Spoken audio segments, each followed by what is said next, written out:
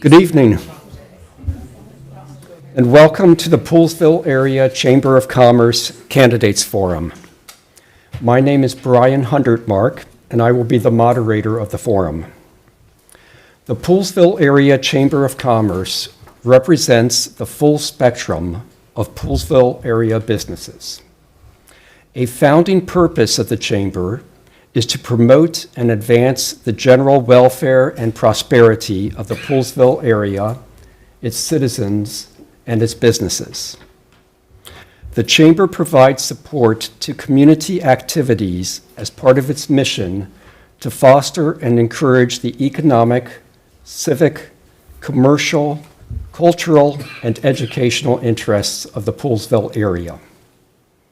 In addition to hosting the Candidates Forum, support also has been provided to the local schools and public library, scholarships for local high school students, support of the 4th of July fireworks, WUMCO, and the Poolesville High School post-prom party.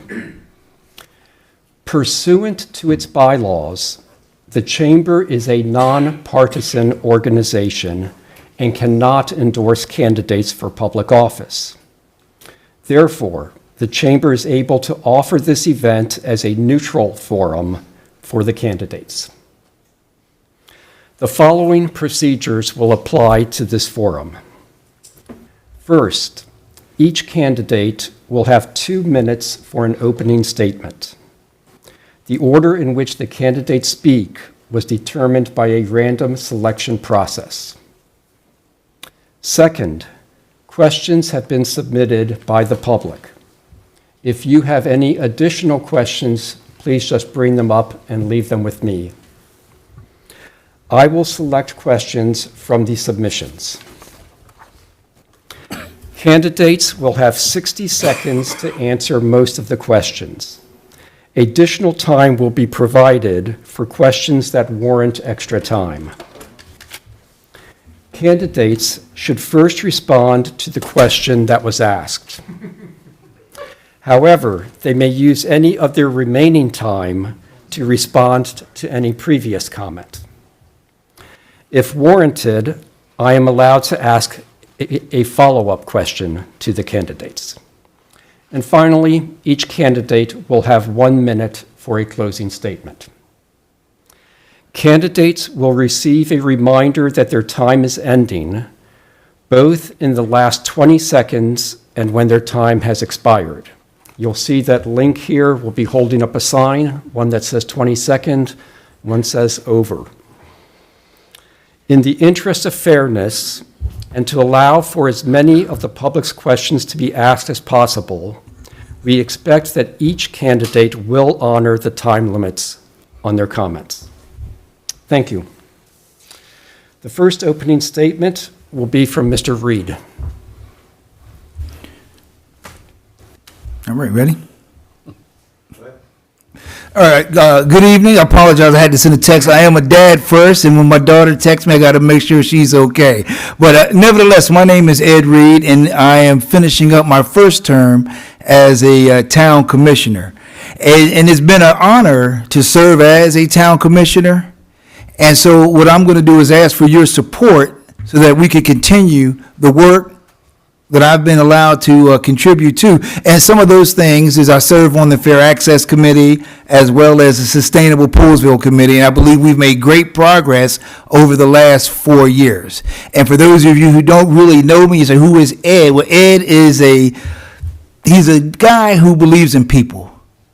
I believe that people are the strength of anything that's productive and anything that's worthwhile.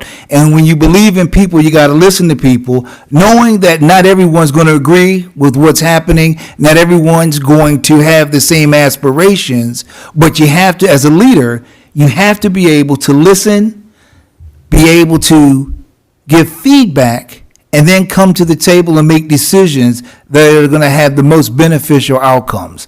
If you want to learn more about me, I'm on LinkedIn. You can look me up. I've been an educator for the last 27 years. I've served as a school assistant principal. I serve as a school counselor. I run the counseling department at a middle school right now. I sit on a few boards of some nonprofits.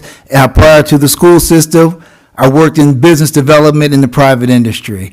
And so Link has given me the sign, so I'm just going to say, take some time and get to know me, but don't take my words. Talk to other people who know me, and then you'll learn an unfiltered information about me. Mr. Bupp. Good evening. Thank you all for coming. It's good to see such support for people that are trying to, and thank you also to the other candidates for being here. This is not necessarily like work, and it takes a lot to get up here in front of people and talk about what they believe and what they want to do for the town. So thank you all. I've been in the town for 50 years. I've been, basically raised in Poolesville, moved here when I was very young, and lived my life here the entire time. I've seen a lot of things change in Poolesville, and a lot of change sometimes is hard to see or hard to deal with, but a lot of change has been good. The town's growing in a very good direction.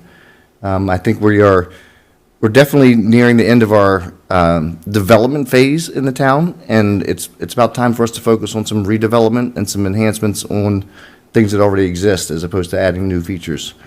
I started on the Parks and Streets Board 12 years ago, and then 9 years ago I moved into the Planning Commission, and I've been the president of the Planning Commission, I think, 6 of those 9 years. We just finished up work on a master plan. The master plan, the work going into that master plan was very impressive, I think, by the Planning Commission. Very thorough, has a lot of good ideas, a lot of good direction for the future of Poolesville.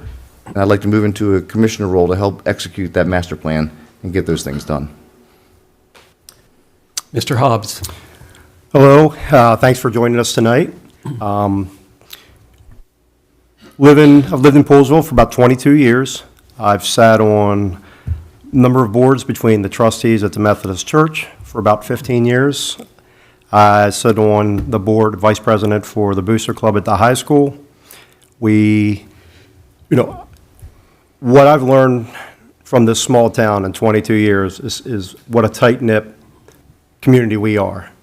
And I'm very passionate about serving everybody in town. Like Ed said earlier, it's not always going to be favoritism on one side or the other, but I believe that we can all work together in order to make this town better.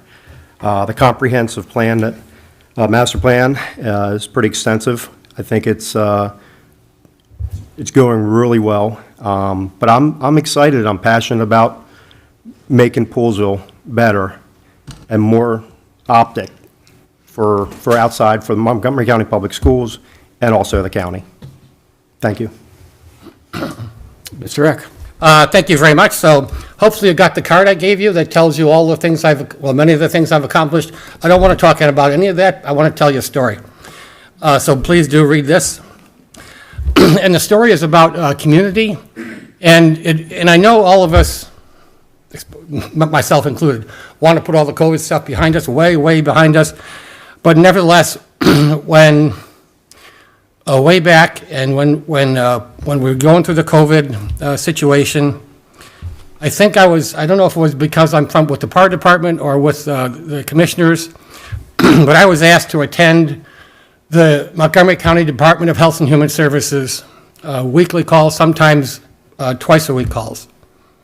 And during those times, of course, they would go through the situation at the hospitals, and it was not a pretty picture, not getting better, getting worse by the day almost. But they also talked about the allocation of the test kits to the municipalities. And they went through that alphabetically. And of course, they got to Tacoma Park. Well, that's after P. And they didn't mention Poolesville. So we're on a call, right? You can't really raise your hand. I don't want to be disrespectful. Well, sort of. But after that, I emailed back and I said, Poolesville was not mentioned in the allocation of the test kits. Why is that? Well, your library is closed. At that time, the Maggie Nightingale Library was under renovation. So I said, well, can't you make a phone call to the town hall? We'll make alternate, arrangements. Oh, 10 seconds or 20 seconds? I don't have my glasses on. Anyway, I better speed this up. So making a real short story even shorter, we eventually convinced Montgomery County to include Poolesville in the allocation of the COVID test kits.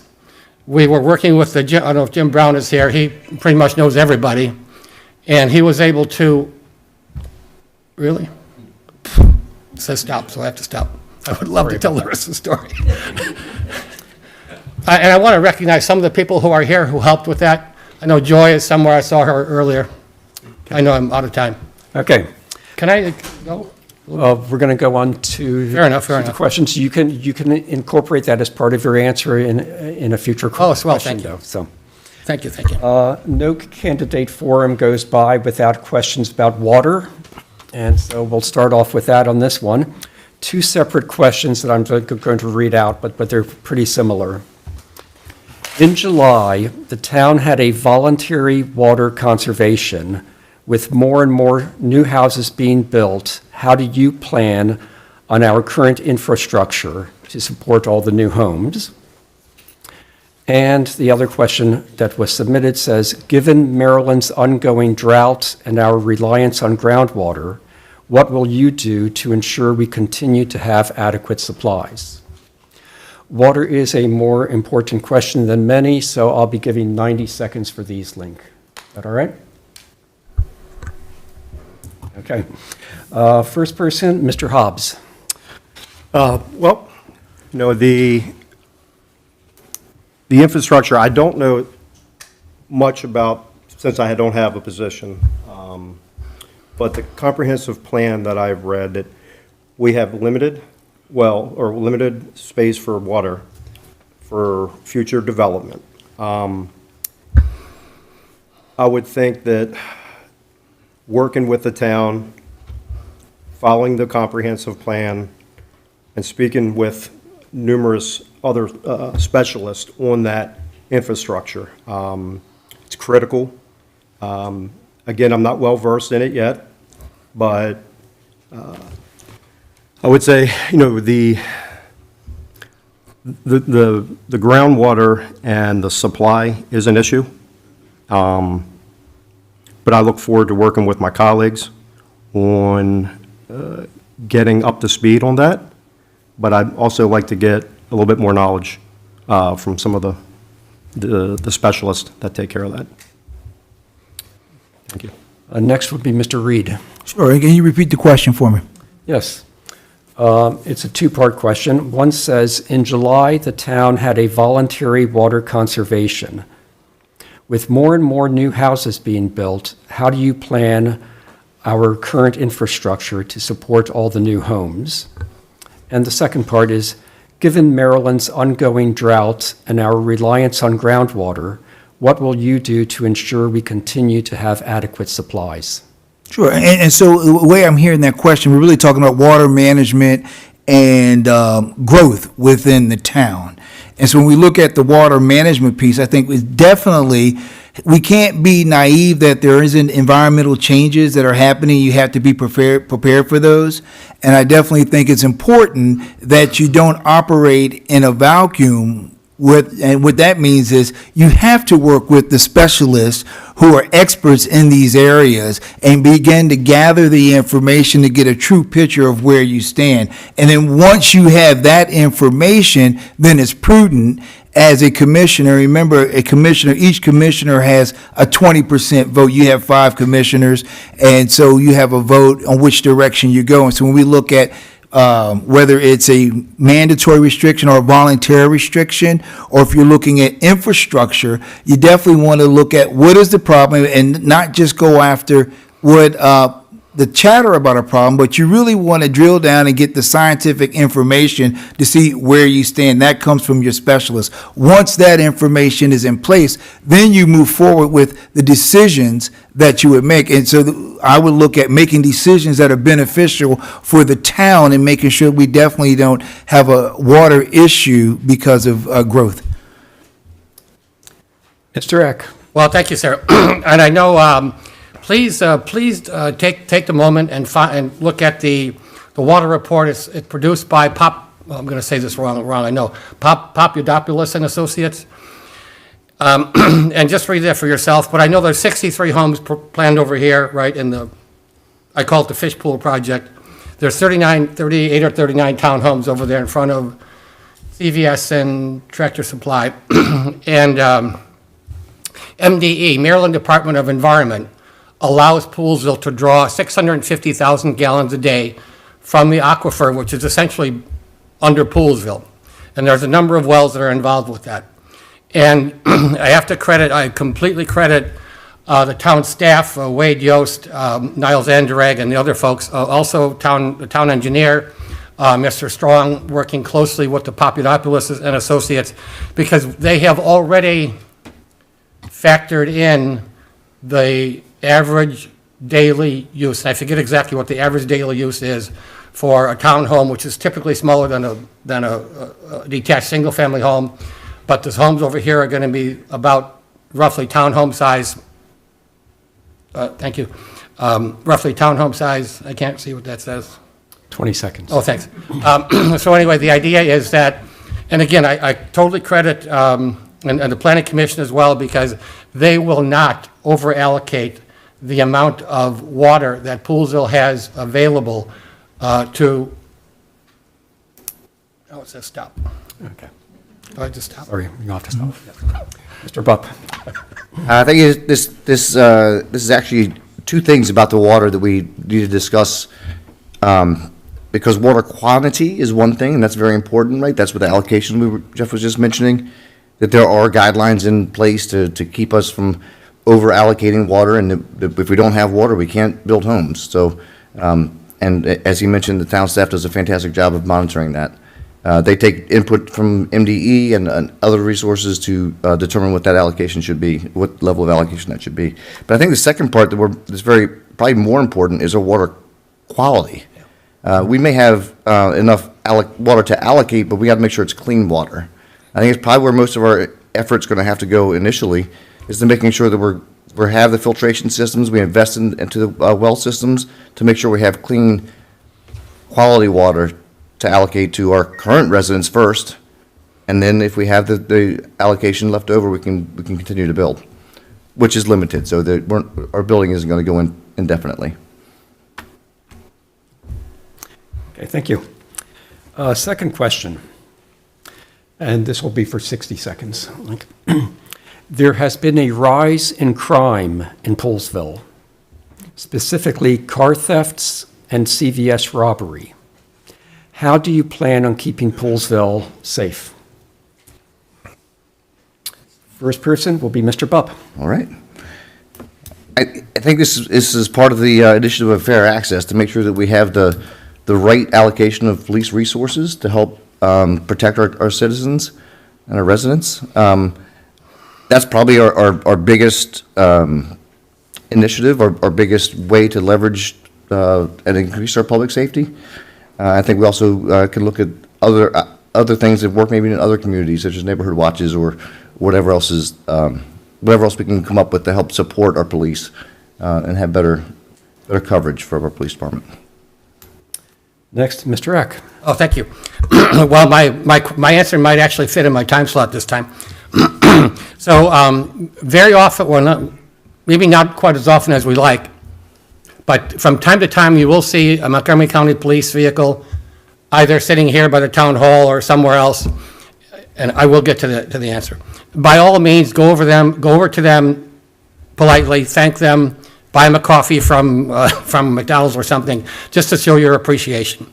And so now to get to the question. So the commissioners do keep track with the Montgomery County, I forget exactly what district we're in, apologies for that, but we have had them here testifying regarding some particular incidents. I'm not aware of any increase in issues at CVS in particular, but they are stretched very, very thin, and they have said that when they can allocate officers to our area, they will do that. And so, again, there's no promises, because although there might be an increase in issues at CVS and perhaps elsewhere, I don't think it rises. Sorry. Yeah. Mr. Reed? Sure, all right. So we look at this rise in, you said rise in crime and keeping Poolesville safe and the theft. So you really got to take what I call a three-prong approach. First one, the immediate approach is that we work with the officers that are assigned. And the officer that's assigned over to Poolesville, he goes from over to Rockville also over to Poolesville. And so we have to continue to build that relationship. That second piece is more of a long-term, and that's going back to these relationships. That's working with Chief Yamato, the new chief of police, as well as working with the county council and continuing to advocate that Poolesville has needs just like other parts of the community in Montgomery County. And the last thing is what we do with our youth here, because if we can help our youth make sure that they're not going that wrong direction where they might get into some trouble like stealing cars or making poor decisions, is important for us as the adults to come together as a community and look at how we can help our own children here. Mr. Hobbs? I would like to say that once the community center is here, we'll have a hub, per se, for police presence. Again, we do have an officer that sits up, outside in the parking lot, but we have to forge those relationships with the police. The community watch, I actually, excuse me, when I first moved here, there was a few diligent fathers that over in Hunter's Run it took a couple hours at a time because there was some thefts, there was a lot of vandalism, but we would approach the children and we would usually know their parents, but that was a different time. I know that's been a lot on Facebook with, Ring cameras lately, but I just think that we have to work with the council members, and we have to get more police presence out here on a weekly basis. It's critical because it's going to take one bad, something happening. Is that my time or is that? Okay, thank you. Next question. Do you believe the town should annex more land? What are the pros and cons of doing so? First will be Mr. Eck. No. I accept the question, but my answer is no. Okay, let me say a little bit more about why my answer is no, but at least it fits in the time. Well, okay, the answer is no. And I have actually, this isn't the first time this has come up. It's the first time I've had the opportunity to say no, but out loud anyway. But the answer needs to be no. Because of the issues that we already went over, the water supply and so on. And, just pools, and when I moved here, people were saying, we don't want Poolesville to get any bigger. We don't want Poolesville to get any bigger. Here goes Linky's going to tell me to be quiet. But anyway, we don't want Poolesville to get any bigger. Does anybody in this room want Poolesville to get bigger? And you can raise your hand or not raise your hand. My answer would be almost 100% of the residents in Poolesville do not want it to get any bigger. And I'm one of them. If the question were to come up to me, I would say no. Mr. Hobbs? I would say we'd have to take a look at it and really go through a strategic approach to growth. I know that, again, I got to reference back to the comprehensive plan that states a lot of this. I like the small town feel. That's why we moved here 20-some years ago, but I do not think that we should annex property in order to fit something else in. I'm not against growth. I'm for strategic, smart growth. And I just think that collectively, it does take input from the residents, the citizens, and the commission of all parties. And Mr. Reed? Sure. All right, and so in terms of annexing more land or annexing, I would say before you even make that decision, you have to do your research. You have to do the research, and not just from your limited scope. You need to be able to listen to those who will come forward to present the ideas of why they think we should. And then after you flush out those ideas, is it feasible? Is it financially feasible? Is it beneficial to the town? And then look at your pros and cons. But to say pros and cons right off the cuff without having the background information of anything that's beneficial, I would say no at this time. And Mr. Reed. Oh, I'm sorry. Sure, want me to do it again? That's a good answer. Next question. Do I get a chance? That's what I did wrong. I crossed the wrong Hey, name. Buff is the purple shirt, man. It's the purple shirt. We look so much the same, right? No. The answer is no. And the comprehensive plan states no. We with a small caveat that if in some way annexing land would help us get more clean water, that's the only way I would ever consider it. The town does not need to grow in size. We need to look more into redeveloping and enhancing what we already have. The developments that we have coming online are basically going to be the end of growth in Poolesville. Next question. The organization Poolesville Seniors has been very successful. What can the town do to maintain and improve their efforts? We'll start off with Mr. Reed. Sure, but Poolesville Seniors just had a great event. What was it, last night, I believe? The Motown piece. Well, what we could do to help Poolesville Seniors continue to be more successful, I would say first, let's continue to acknowledge the success and gains that they've had. I would also say that we would continue to support the projects that they bring forward. I think we've developed a great relationship with Poolesville Seniors. And it's keep moving in the direction that we've been moving into. Mr. Bupp. I think there's two things we can do physically: a place to gather, right? I mean, give them a place to hold their events and to do things, such as maybe a community center that's coming, and also a place to live, an age-in-place type of resident that maybe doesn't hit the high-level marks of some of the new houses we're seeing. So. I think those two things would be help productive for the seniors themselves, and I think we need to work with them and find out what else we can do. I don't know that we have the answers, but I think we can work together to find them. Mr. Hobbs. Again, love to support them in any way possible. The community center is going to be a great venue for them to hold their events. I would like to entertain a senior living with retrospective on their income levels. But I think the support for our seniors are critical. They've been here most of them have been here for generations, and we just got to get back, and I know that I can find time to dedicate for that. Mr. Eck. Well, thank you, sir. I almost qualify as a senior, and that was a joke. I remember back when we were doing the POR, the Program of Requirements for the Community Center, and I know it's been mentioned a couple times, and I think it's a good answer. I remember the seniors were actually referring to the community center as the senior center, and that's perfectly fine because there is their requirements, like the Moms Club and many other organizations, were interviewed and provided their feedback during the gathering of the information to build the POR, the Program of Requirements for Montgomery County, which then eventually turns into kind of a giant wish list. You have to trim that back, and that becomes eventually a design. So their requirements were included in that in terms of a community space, because I know right now they're using Spear Hall, and I'd like to go to the chair, what's it called, Chair Zumba or something.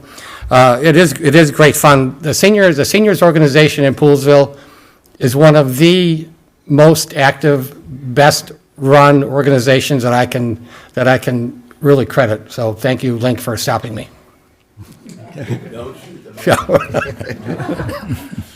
Next question. What is your position on using town finances to support outside interests such as pride events? And I'm going to add a second question that was also here. How much do you think was spent on each of these events in the last fiscal year? This will first go to Mr. Hobbs. So to utilize town finances to support these events. I'd have to look at the budget items, but I'm in favor for diversity, and I'm also in favor for, again, the appropriation of funds. It would be discussed, obviously, with our panel, our commission, I should say. But yeah, I mean, I think everybody has the opportunity in order to have, town finances, but I don't know the budget, and I don't know what the earmark of it is. Spent on each event, I don't know. I don't know how many events we have. We have several events a year. Again, I don't have the inside knowledge of what we have. I'd say, you know what, I don't want to stick to a number, but I'm going to go a few $1,000s, maybe. Mr. Reed? All right, repeat the question for me. Yes. What is your position on using town finances to support outside interests such as pride events? And how much was spent on such events in the last fiscal year? Sure. So, as I'm listening to the question, and it's asking outside events such as Pride, I'd have to pause and take issue with the question first, because Pride is also an issue inside Poolesville.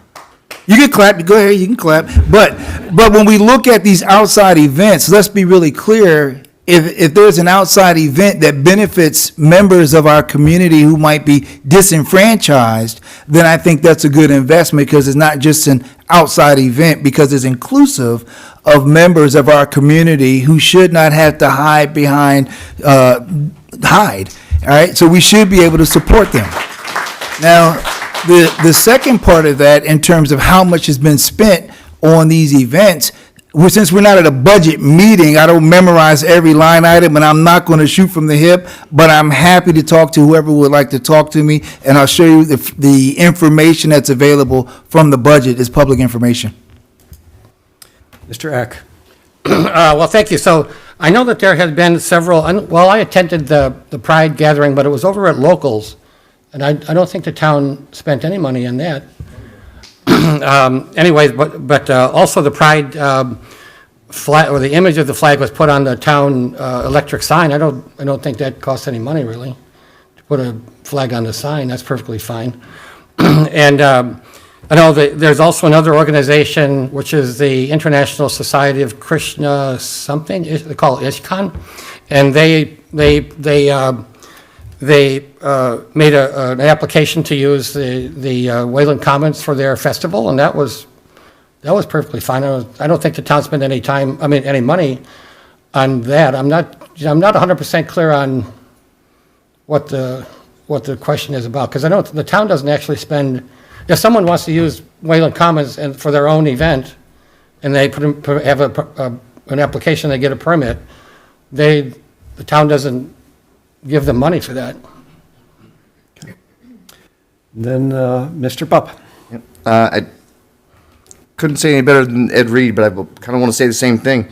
This is not an outside event. This is not outside. When we celebrate our town people, I can't see a reason to not spend money on them. I don't know how much it was, if it was any, but celebrating our citizens and our groups in town, that's not outside, that's inside. So I don't think it's a great question, but I think the point is, yeah, I would support it, and yeah, I can't put a number on it, but willing to talk about it. Next question. There was an effort to increase salaries of the town's maintenance staff. Has the same effort been made for the office staff? It seems like many must have second jobs. We'll start off with Mr. Bupp. There should be, I do when the commissioners looked at the maintenance staff, they did comps against other government organizations and what they were making, and they tried to put them on a level playing field with those. If it has not been done for office staff, it should be. I think the town of Poolesville is,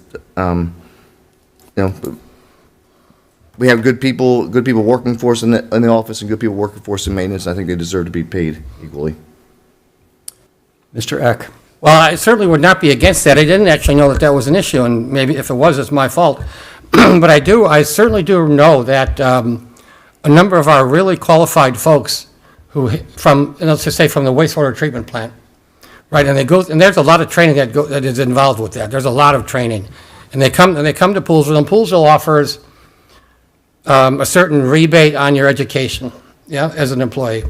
And believe me, this is not saying anything against our employees, they're fantastic. But some of them have, taken the opportunity to get education, and then they get kind of, I don't know what the right word is, like pilfered away from WSSC, because WSSC offers a higher salary and perhaps, better benefits and things that maybe Poolesville can't really, compete with on a dollar-for-dollar basis.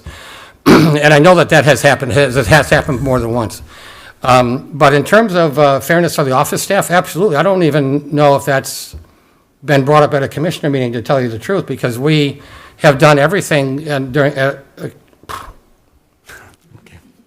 Mr. Reed. All right, I definitely appreciate the question, and moving forward, as a commissioner, I definitely will go look into that. And when we look at fair pay, I believe everyone should have fair pay, and I definitely believe it's important to take care of your staff. I think the office staff are on the front lines, and I think we definitely deserve to make sure they're well compensated for what they do, as we have been able to do that with other members of the staff. So once again, I say that now that you're bringing that question up, I have not heard that come to me as a concern, but now that it's coming up, next step, we have a meeting on Monday, I'll bring it up and look into where we are with that. But I would support funding increased payment for our office staff by all means. And when we do look at some of the other areas, it is true, we have very hardworking folks throughout the organization. And one of the challenges of a small town is maintaining those highly skilled positions from being picked away from somebody else. And Mr. Hobbs. Being a business owner myself for 30 years, there's an evaluation period every year. Typically, you'll sit down with them. It's almost like an HR situation, but I would 100% be in favor of staff increases and working with my fellow commissioners. Again, the municipalities that are parallel to us might have more funding, but I think that if we're smart about it, we can absolutely get staff increased pay, just like the maintenance staff did. So I'm in favor of that. Next question. Do you support implementing curbside collection of compostable materials? Why or why not? Mr. Eck. Well, that's an interesting question. I probably only need like 20 seconds there, Link, because I have no idea what curbside collection of compostable materials is. All right, I can move on to another speaker, and then we can come back to you. Well, that wouldn't be fair, because I just helps copy what the they say. So, well, I mean, wouldn't that be, even I know that, so, am I in favor of recycling? Yes. Am I in favor of doing whatever we can do to improve composting materials? I think the answer is yes, otherwise you wouldn't have asked. Mr. Hobbs. No, I'm in favor of it as well. Recycling's critical to us. We had a commissioner meeting last Monday night, and there was a presentation on recycling. It was very, very thorough, very detailed. Introduced me to some ideas of recycling, but I'm in favor of the curbside. I think it helps a lot, and I like the fact that we have currently, twice a week recycling as well. So, but recycling is key. Mr. Bupp. If I'm understanding correctly, yeah, I think I would support it too. I think we're doing that with our yard waste. It's compostable material. But if I'm not understanding correctly, I'd like to learn more about what this actually means. So, I think the yard waste is a good service that I certainly take advantage of, and I see a lot of our residents do. So, yeah, I'd support it. Mr. Reed. Sure. All right, so I have an unfair advantage because I sit on the Sustainable Poolesville Committee, and so we talk about composting a lot. But when we look at composting in terms of would I support it being curbside pickup, why or why not. So there are details that would have to be worked out. I do think composting is beneficial for the environment, but how it's rolled out is also very important. Making sure you have a reliable company that is picking up, make sure you have a reasonable location. If you're doing curbside picking up from everyone's home, I don't think that's manageable, and I think you can put yourself at risk for a lot of pests and rodents to come through if it's not managed in the right way. But having a centralized location for composting and making sure that if any company is getting a benefit from the compost that Poolesville provides, that there's some kickback to the town. That's it. I have my turn again, I agree. I think that's fair, yes. Oh, thanks.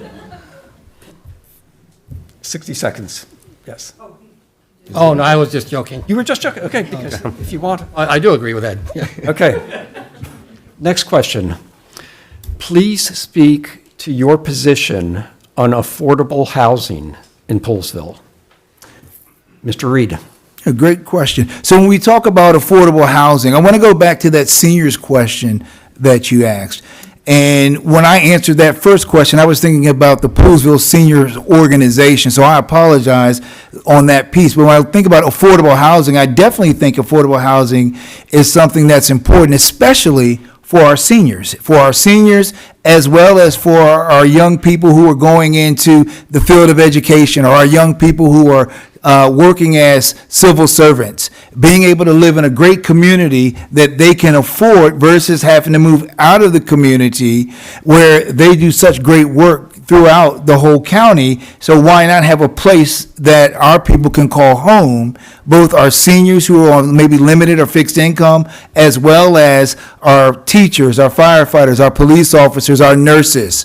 And those who are working at lower wages doesn't mean they should be excluded from being able to live in a great town like ours. Mr. Bupp. Yeah, I think there's just a couple different ways we can approach affordable housing. Unfortunately, in terms of new development, the Montgomery County impact fees for new development really kind of put a hamper on that. I know Mr. Clifford's done a wonderful job trying to get something done to be able to reduce the impact fees on these smaller houses that are planning to be built. But I think we've looked at some redevelopment efforts. We might be able to see where we can provide some more affordable housing and some existing structures or some redevelopment of land inside Poolesville that has structures that maybe need to be torn down and rebuilt. So I don't know that we have it's something we need to look at. I don't know if we have the perfect answer for it right now, but it's something we need to take a look at. Mr. Hobbs. I would agree with a lot of that. I mean, we had talked about there were some older buildings in town, either, renovate. Again, we have the comprehensive plan where we're tight on water. We really talked about annexing earlier. I'm in favor of it. It's just that we have to come up with a economic plan, really, to afford it. But I think there's a couple areas in town or in some of the older neighborhoods that we could maybe collect some more data on in order for seniors to have more of affordable options to them. But yes, I mean, I would work with my fellow commissioners. It's a lot. Jack. Well, thanks. When I moved here, it was quite some time back. And I remember when we were moving from St. Louis, Missouri to here, and we had a real estate agent, and we met him, I think probably in Rockville somewhere. And he said, "Oh, I have a nice house to show you." And we started driving, and I thought, "Are we going to be in West Virginia any moment?" And he said, "No, I'm taking you to Poolesville." And that was quite some time back when buying a home in Poolesville, being still in Montgomery County, was reasonable. And I just have, and I'm not a real estate agent, but I just feel like that's just turned completely on its head now. And of course, as a homeowner, I kind of like that, but it's not good for the younger folks. And I'm just hoping, I have no real substantive information to share, that I'm really hoping that these smaller size homes over in the Fish Pool project, because that's going to range from 1,200 to, well, now 2,200 square feet. So I'm hoping that the smaller size homes are in some type of a price range that are affordable. I hope. Link, is your watch right? Just like, I got the last two words in this. Next question. I have worries about overdevelopment in Poolesville. What are your plans to keep Poolesville a small town? Mr. Hobbs. Just writing a question down.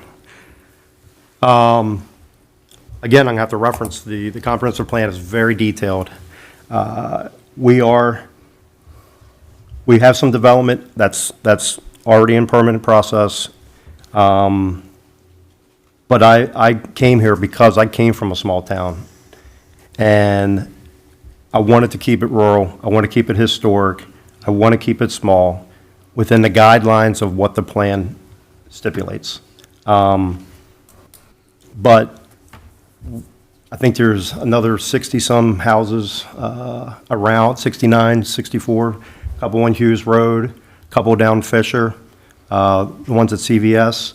But I think once we get, in the Willard property, obviously, once we get all of that built, I don't know where, we have more land to get developed. We're pretty much, stuck with that, so. But I do want to keep it small. And we have a 6,500 person population, so that's a cap, so. Mr. Reed. All right, and so, the question, make sure I got the right question. What are our plans to keep Poolesville from overdeveloping? Was that the question? What are your plans to keep Poolesville a small To town? keep Poolesville a small town. And the small was in quotes. The small was in quotes, great. All right, so small is relative to interpretation, but what I would look at is that we would follow the master plan. There's a tremendous amount of work that went into the master plan. If you have not had a chance to read it, I would encourage you, block out some time, go through. It's only 322 pages, but go through it. But when we look at a plan, it's just as my colleague here is saying, you have a certain amount of areas that will be built out. They'll reach a point where there's no more room and space to build out. I also think it's important, while we all enjoy, well, some of us enjoy the small town, is also important to make sure that there's enough residents and traffic in town to support the existing businesses that are here in town. I'm often reminded about the ice cream store that was around, the yogurt store that was around the corner, and I wonder what would it have taken for a few more customers each day so that they wouldn't have to close down. And so while we enjoy the quotes of a small town, and now I got to stop, so I'll stop. Mr. Eck. Well, I agree with Ed. So right over here in the Fishpool, I call it the Fishpool Project, or Willard Project, that's going to be 63 homes, ranging from 1,200 to now 2,200 square feet. Over in front of CVS, alongside CVS, in front of Tractor Supply, that's going to be 38 townhomes. There's a small development called Gracie's Cottages. I think that's 3 houses. And there's one other, which I forgot the name of. I forget the name of that one, and that's going to be only a few homes as well. Other than that, it's essentially done, right? There might be infill 1, 2 here and there, but it's essentially done. And the reason for that is, well, because Poolesville, unless there's an annex, of which, Nick's on, from my point of view, there will literally be no more places for homes to be built, and we will have, with a safety buffer, reached our safe limit on water allocation. Mr. Bob. Yep, Mr. X is exactly right. Our water allocation is going to keep us small because we don't have the water to grow. But I think we can keep the small town also by continuing to enhance our community services. The things that we do to build community in Poolesville to keep it feeling small, I think are very important. A lot of the stuff that we do on the Commons, having a seniors group, having a community center, I think all those things, building and driving the community, will help the town feel small, even if there are a few more homes coming.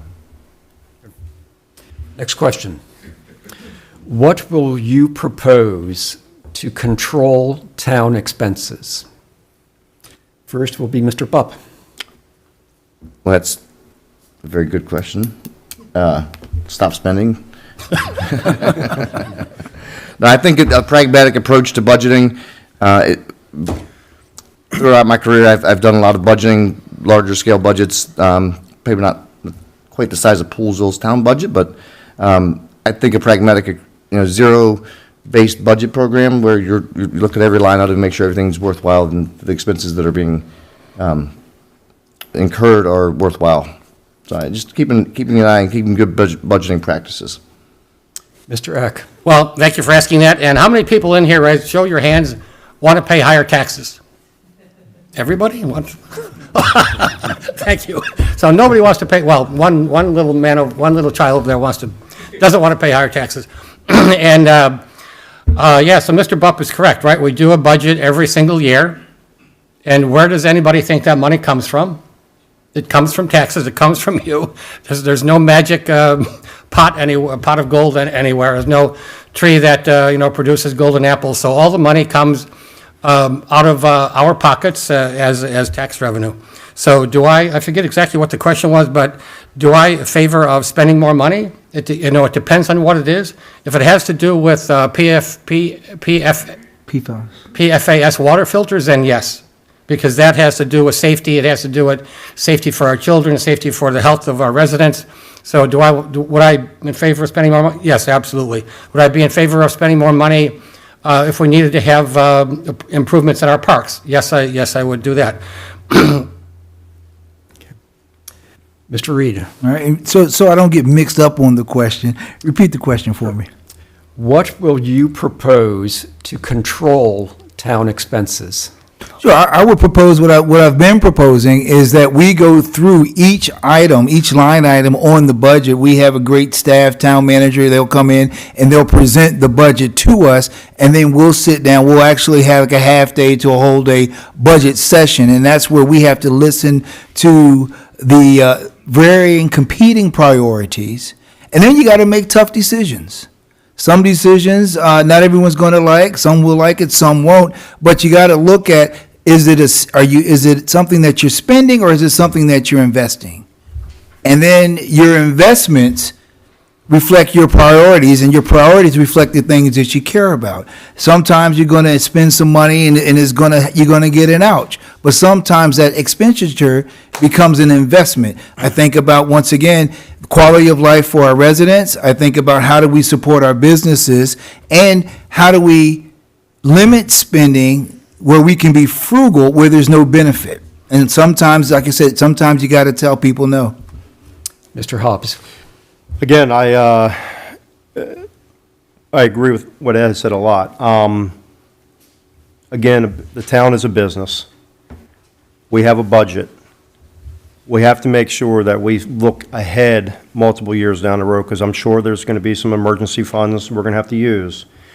I know a lot of people want to get their individual want or their ask or need, but working collectively with our staff and the commissioners, we got to make tough decisions. I think, we talked about a little bit of expenses. We talked about staff. We talked about, the maintenance. That's going to be an expense, line item. Taxes aren't going to go up. Taxes will go up because it's inevitable. But again, it's based on the revenue that the town produces. And, we lost White's Ferry. We lost a lot of revenue coming in. But again, we just got to be strategic on the economics of running the town and the expenses. Next question. What do you believe are the 3 major challenges for Poolesville in the coming 10 years? Mr. Eck? Well, thank you. I do think maintaining water quality is going to be one of them. Let me see if I can, think of what they might be. Water quality, transportation, and I want to say the pool, but I don't know if that's exactly the right word. So let me just go over water quality. Water quality is very important to everybody, right? And all the water that we have from Poolesville, we have our own municipal wells, we have our own municipal wastewater treatment plant. So that's basically all on us. And we have detected PFAS contaminants in some of the wells, and I really very highly credit the town staff. They were really one of the first, if not the first, in all of Montgomery County, possibly in all of the state of Maryland. We have our town engineer making a presentation on PFAS remediation, because I think we are literally one of the first to tackle that problem. The second,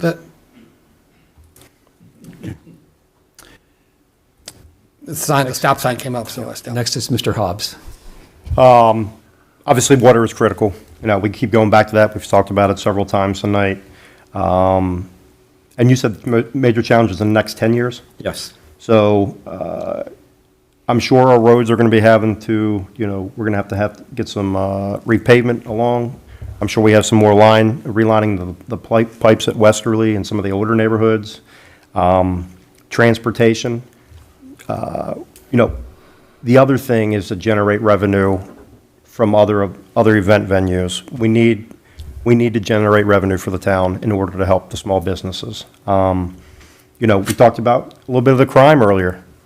Maybe we should take a little bit more in depth of what we need to do to prevent that from happening. Should we, have a Ring doorbell program or something like that in order for other residents to get? I got some corporate relationships that I could probably request. But again, I think it's fair. 10 years, that's a long way. Mr. Pup. Broken record, but water quality is our biggest issue. Facing us now, and it's going to keep going for the future. It's going to require most of our dedication and attention. I think beneath that, we also have the affordable housing issue. We'd like to have a place for our people to age in place in Poolesville and offer an array of housing options. And then fostering our economy, much like Mr. Hobbs is speaking about, finding a way to generate more interest in coming to the town of Poolesville, possibly through a cultural arts district or other endeavors as we move forward. Mr. Reed. Sure. Three major challenges in the next 10 years, because there's always going to be challenges. When we think about major challenges, I think about the impact of global warming, and because there are projections and predictions of what would happen, but time will show us what really is going to happen. So we have to be prepared, and so that we look at what is the impact on water. Someone asked a question earlier about droughts and how does that affect us. So we have to be prepared for what we don't see, and global warming is definitely something that I believe is real.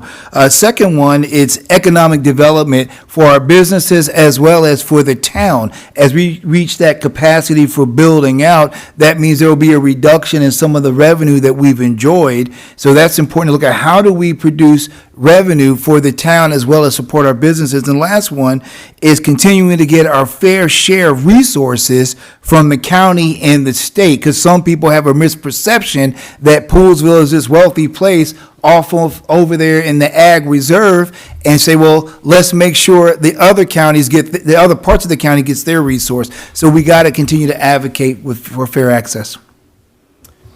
Next question. What town initiatives would you support to address man-made climate change? First will be Mr. Reed. Okay, man-made. So, you said man-made. Climate change. Man-made climate change. So the initiatives that I would support, I would continue to support what we're doing in Sustainable Poolesville, educating the community on the importance of recycling. I would continue to support the use of solar panels where you can. I would look at how do we go after grants that would allow us, because you can't just do one thing in isolation. You come up with an idea, come up with a way to finance the idea, because everybody has great ideas, but you want an idea that can be implemented and that is financially feasible. And so in terms of those initiatives, I would look at initiatives that we could afford and then things that would help continue to keep Poolesville green as we're getting ready to win a silver award, I hope, in the next couple of weeks. More of that to come. Mr. Bupp. Yeah, your work actually on that board has been fantastic, by the way, and that's Thank you, sir. obviously an initiative that we would support. I think fostering a good relationship, continuing to develop with those committees, Sustainable Poolesville Green, and identifying the initiatives that make sense and that we can afford. Very much like Ed said, I hate to sound like a broken record, but he's probably the expert on the panel here. But yeah, it's taking the initiatives that make sense and that we can afford and continue to foster and move them forward. Mr. Hobbs. You know, again, Ed's the expert on this, but solar panels are critical. The grants are critical too. I mean, there's federal grants that trickle down. Working with our fellow commissioners, the Poolesville Green, Sustainable Poolesville, all fantastic committees, a lot of time invested, but, you know, I think it just takes, it's the support that we have on the panels, and the time that's invested. It's critical that we work together on something like that. But it is the green energy. I mean, we just need to utilize what we have for the resources. Mr. Eck. Yes, thank you. So, I know in Maryland, there's, but I forget exactly what it is. Preston King is, he's the most knowledgeable person on this. And it has to do with planting more trees. And we get a credit. I forget, it's not a monetary credit, but we get a credit in some terms for every parcel of land that we don't develop and instead plant trees. And I wish Preston was here too. He could elaborate on that far better than I can. So I think we should definitely put more effort into that, put more property into that instead of developing the properties and have them kind of clear cut. So I think trees are very important. I know also that we have electric car charging over here in Wayland Commons. There's, I think, one or maybe 4 or 5 electric car charging places over there. I would like to say I think there's more and more opportunity for electric vehicles to reduce pollution and thus reduce the overall effect of global warming. As I know, vehicles, have a significant.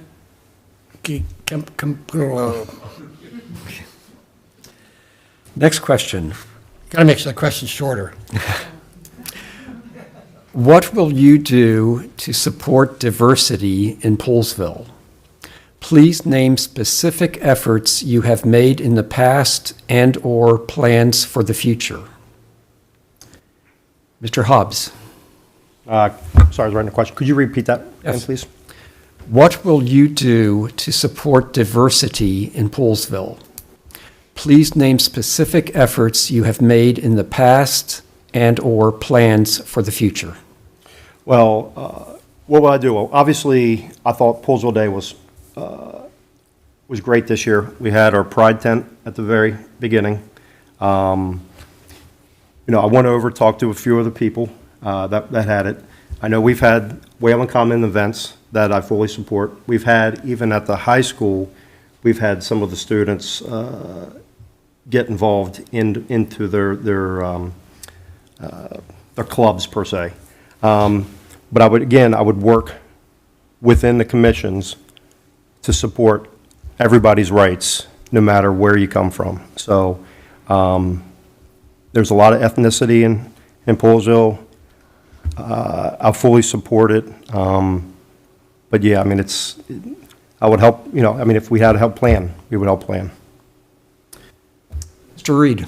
Sure. So when we look at diversity, I want to stretch a little bit. Let's not just look at diversity as one's ethnic background, because you can have people in the same ethnic background who are very diverse in thoughts and political party in terms of their wealth. So when we look at diversity, initiatives that I've helped with diversity, one was, we hosted a nonprofit meet and greet where different nonprofit organizations came together, get to so they could get to know one another and look at how they could collaborate on going after resources. Supporting organizations like WAMCO who reach out to some folks who have economic challenges. When we get into some of the diversity such as Pride, I've gone to some of the youth Poolesville Pride meetings, listening to those students. When we look at Jim started out an initiative where different months that are celebrated, giving a member of that group a chance to come and tell us at our commissioner meetings about the significance of their events. Mr. Eck. Thank you. So, yeah, I would like to also mention that WAMCO is a big part of our community, and every year, for those of you who don't know, I'm also involved with the Upper Montgomery, Montgomery County Fire Station 14, and every year we help organize the toys collection for WAMCO, and I have to say the response from the toys, and we put the boxes around and all the retail establishments in Poolesville, and they fill up, and we go and bring them a new box, and the response is absolutely fantastic. So thank you for that very much. And I'm also, as a commissioner, I'm also on the Parks Board, so we see several requests for use of the Wayland Commons from time to time. We did have a request from, I think I already mentioned earlier, the Ishkan organization, the International Society for Krishna, I remembered what it was, International Society for Krishna Consciousness. And so we did approve their use of Wayland Common. Jiminy Christmas was. Mr. Bupp. When we were working as the planning commission on the comprehensive plan, it was an effort for us to try and gather more feedback than what we would normally see. Some of the things we did were to hold open meetings, open forums, events where people, who may not normally come to a meeting on a Sunday night, could maybe get us on a Saturday afternoon or something. Just being more available and more open, reaching out to all the different groups in town and asking for their feedback and their input to help us come up with a master plan or a comprehensive plan that encompassed everybody's thoughts. And I think that approach as a whole, as a commissioner, would be, as Ed mentioned, that Jim Brown has kind of started, is just to invite more participation and listen and build relationships. Next question. If elected, what areas would you personally like to focus on? First will be Mr. Bupp. Cleaning up our water, that's got to be number one.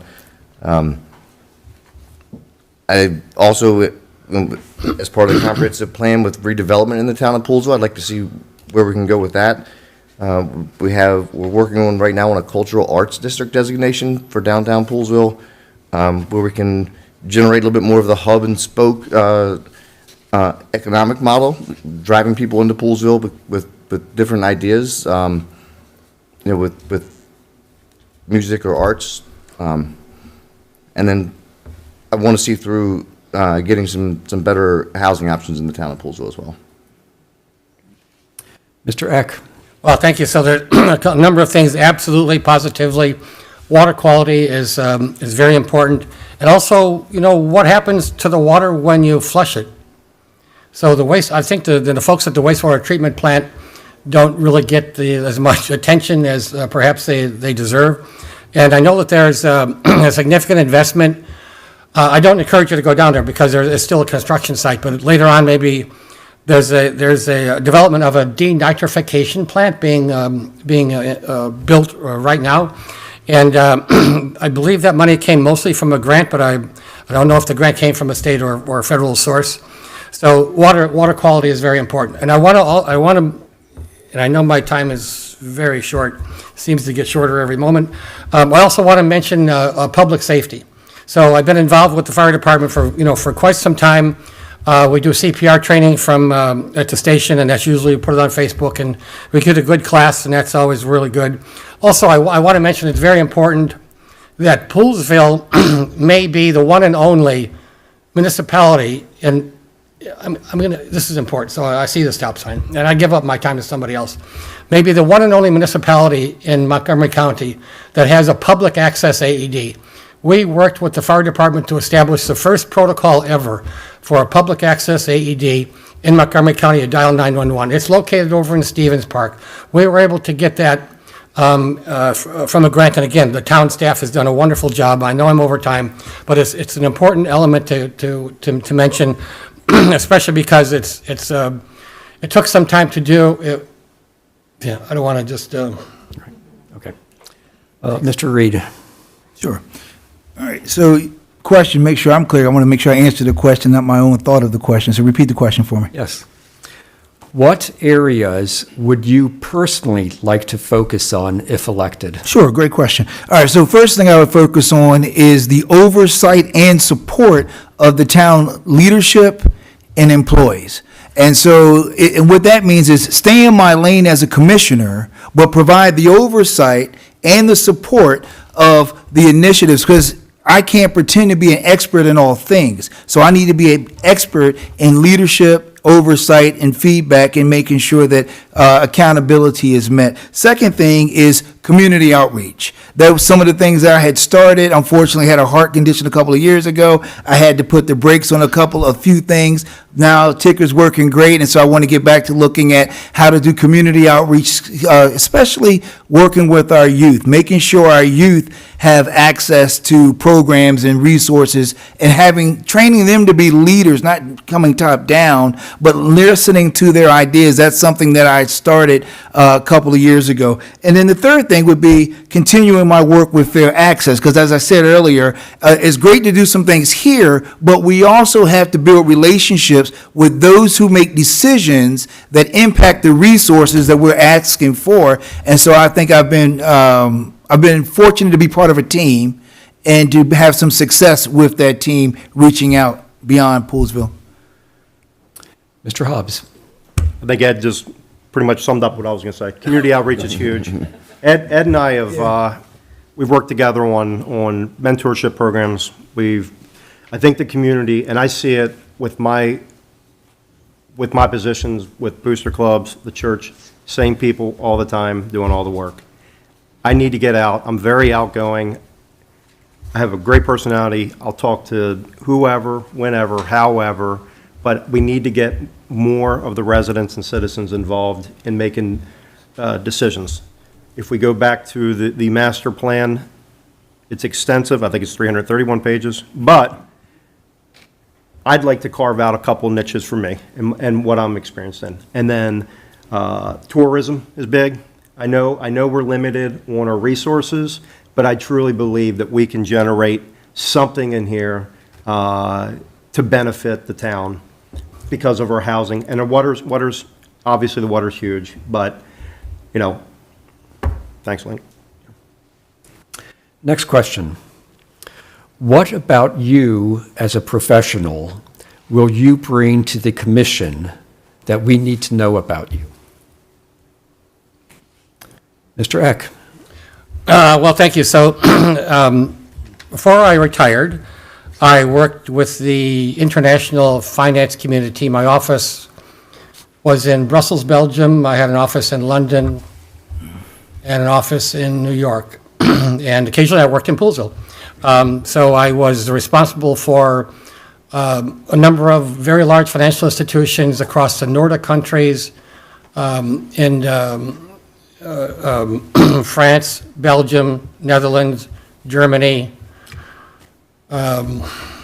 Switzerland, and a couple of other countries in Europe. So that's my my professional experience lies in the financial industry, and in particular working with global financial institutions. And I'm not talking about M&T Bank or BB&T. I'm talking about global financial institutions and how they impact the global markets and how they communicate with each other on literally a second-by-second basis on what's happening in their market, how they see their currencies moving. And I don't know exactly how that, it kind of relates a little bit to the Poolesville budget. I'm not sure if it does entirely, but that's, I'm actually not going to use up all my time, so maybe I can use it later. Thanks. Mr. Hobbs? Would you repeat the question, please? What about you as a professional will you bring to the commission that we need to know about you? High moral compass, honesty, respect, loyalty, mentorship with the youth, working with our town staff, working with the residents. I've had, like I said, I have a couple businesses. I work with quite a few organizations. But I would say, again, ethical accountability, fiduciary responsibilities. This town is a business, but I know with my background and my knowledge and my relationships that I have, and my network is pretty large, I have a lot to offer to this panel and to this town. Mr. Bupp? Professionally, I have experience leading a town organization in the planning commission for a number of years. We work very well together as a group through open-mindedness, and that's something I feel like I brought to at least helped foster in the planning commission. I've got a deep love for the town of Poolesville. I know it intimately, and I care for it deeply. And the knowledge of how the town government works, the processes that take place. Mr. Reed? Sure. Professionally, I've been blessed to have many great experiences. Growing up in a small business, our family, we had limousines, sedans, and shuttle buses. At a young age, I learned a lot about business. Once again, as a small business, I ran some of our airport operations and also some of our operations we had on contracts. When my father left the company, I said, now's my chance to do my own thing. I was really young. But fast forward, I did spend some time in business development at the corporate level. And then I made another transition because I'm a people for people. My heart is about how do I help people? How do I use those skills? And so I've served as a high school administrator. I served as a high school counselor, as well as I go out and I do leadership development. I've hosted a couple of TV shows. And all of that equips me to go out and build relationships with people, especially those who impact. And you've heard me say it, I'll say it again. Building the relationships with people who impact resources for us. Therefore, that's what I can contribute. Final question. Are you now a member of the Poolesville Area Chamber of Commerce? And if not, will you become a member of the Poolesville Area Chamber of Commerce? Is that the loaded Reed. question? Oh, I'm first. Sure. One of the first things I did when my wife and I was sitting over there, when we moved to Poolesville, I also own a small business. I've put some of that on hold for a little while I'm serving as a commissioner. Yes, I'm a member. I joined a long time ago.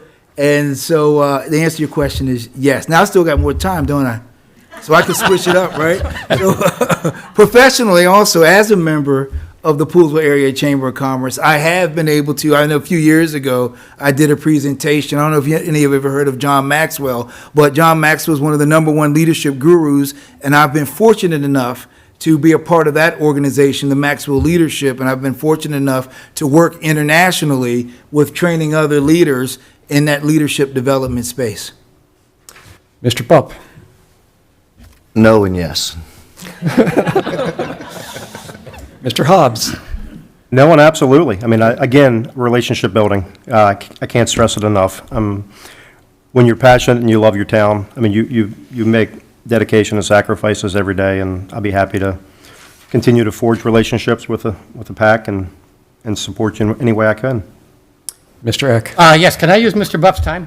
Yes, I am a member of the Poolesville Area Chamber of Commerce. I made that sign for Tom, and I keep the sign up to date. I was the treasurer of the Poolesville Area Chamber of Commerce for quite some number of years, and only kind of recently relinquished that, but I remained on the board of directors for the Poolesville Area Chamber of Commerce, and by all means, when we recently had a really cool event. It was pumpkin chunking over at Lewis Orchard. That was great fun.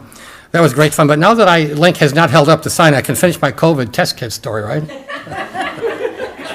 No, I'm teasing. I won't rewind like that. Thanks. Frank, I have a question. I used to buy PACC calendars. Was that membership also?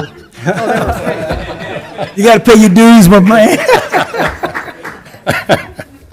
On behalf of the Poolesville Area Chamber of Commerce, I would like to extend our thanks to the candidates for their appearance here this evening. We hope that we have helped you understand the candidates and issues better. You can vote on Election Day in this very room on Tuesday, November 5th. Absentee voting is also available by contacting Town Hall. Thank you.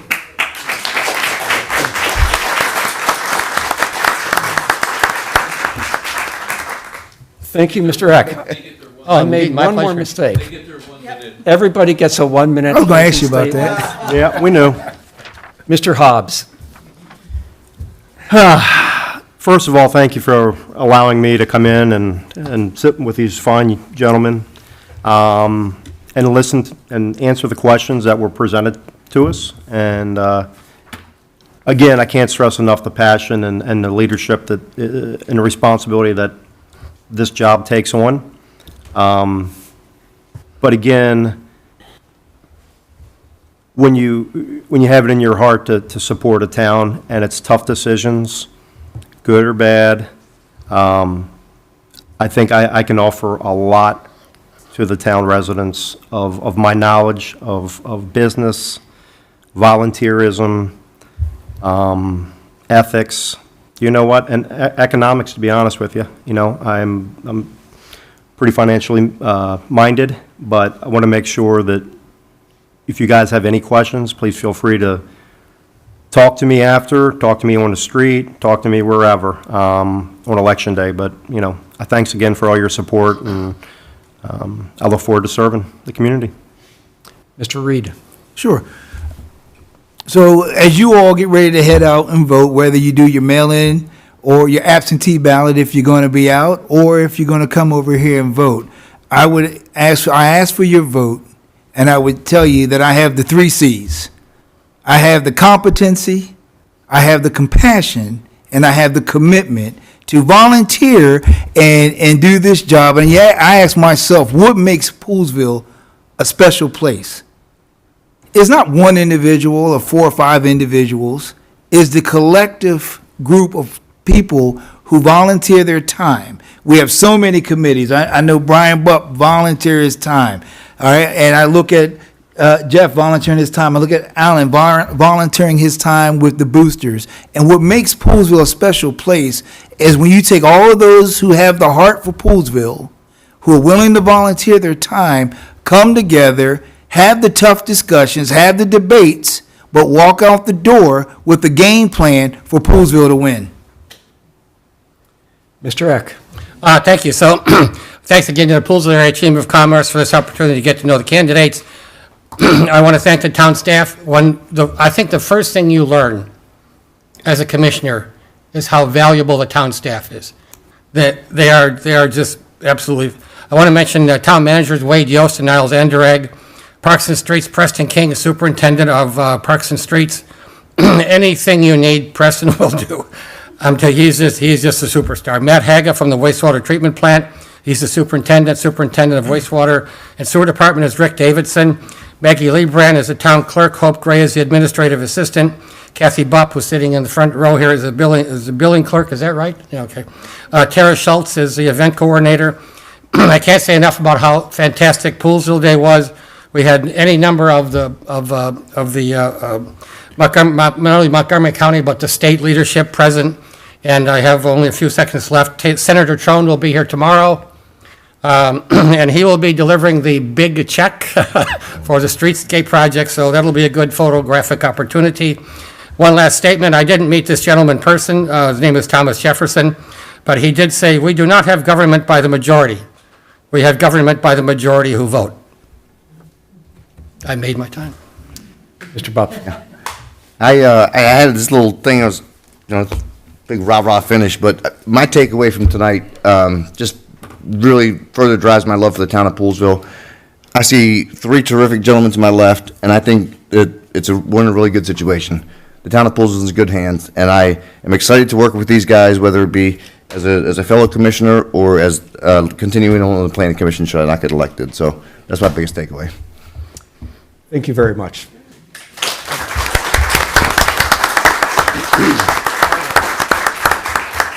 If you get a chance, please pick up a card. They're in the front table here. You can finish your Kobe statement now. Oh, yes, right. Thank you. I just like to talk to you. out of time. Say it again. Brian, you and Lynn did a great job. Fantastic. Like that, the plaintiffs. That's Montgomery County Elections Board. Hey, thank you all for coming out. Hey, how you doing? Hello. I got all the hard questions to start out. I was like, thanks.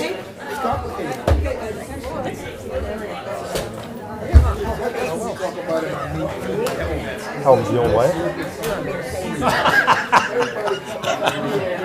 Ah, there's a catch somewhere.